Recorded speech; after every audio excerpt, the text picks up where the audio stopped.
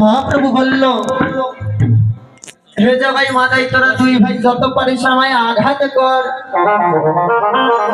তবু দুটি ভাই একবার বদন বলে দুটি বাহু উত্তোলন করে হরে কৃষ্ণ হরি বল।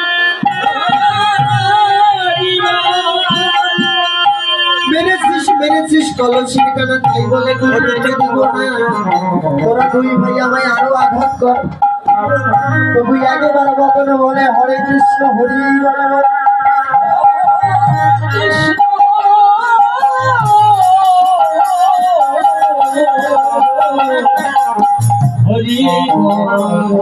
নামের গুণে সেও বশ হয়ে গেল। কি আছে এই মধুমাতা নামে? এক গ্রামে কীর্তন হয়, হরে কৃষ্ণ মহামন্ত্র নাম দুদিন ধরে হয়। তুই দেখবি সমাজে